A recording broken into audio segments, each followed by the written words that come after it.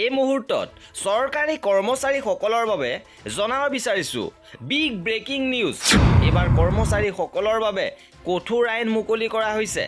মুখ্যমন্ত্ৰী হিমন্ত বিশ্ব শৰ্মাই এই ঘোষণা কৰিছে যে 2 অক্টোবৰৰ পৰা আৰম্ভ হ'ব ৰাইট টু পাব্লিক ছাৰ্ভিচ আয়োগ, আৰু এই আয়োগে চৰকাৰী কৰ্মচাৰীৰ কামৰ ক্ষেত্ৰত যিসমূহ অভিযোগ উত্থাপন হ'ব ইয়াৰ বাবে ব্যৱস্থা গ্ৰহণ কৰিব।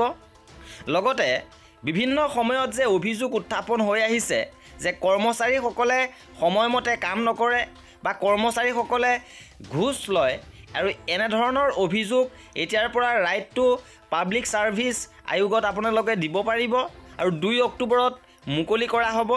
আৰু দোষী প্ৰমাণিত হ'লে ভৰিব লাগিব জৰিমনা। গতিকে কৰ্মচাৰীসকলৰ বাবে অত্যন্ত জৰুৰী খবৰ যে এতিয়াৰ পৰা ৰাইট টু পাব্লিক ছাৰ্ভিচ আয়োগৰ জৰিয়তে যিকোনো ধৰণৰ চৰকাৰী কামৰ অভিযোগ দিব পাৰিব।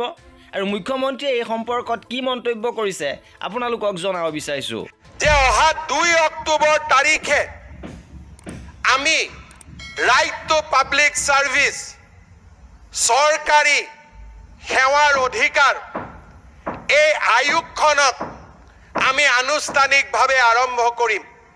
যিসকল ৰাইজৰ কাম চৰকাৰী কাৰ্যালয়ত নহ'ব তেওঁলোকে ৰাইট টু পাব্লিক ছাৰ্ভিচ কমিশ্যনক ওজৰ আপত্তি দিব পাৰিব, আৰু তেওঁলোকৰ ওজৰ আপত্তি সত্য প্ৰমাণিত হ'লে চৰকাৰী কৰ্মচাৰীসকলক আমি জৰিমনা বিহাৰ ব্যৱস্থাও এই আইনত আমি ধৰি ৰাখিছোঁ।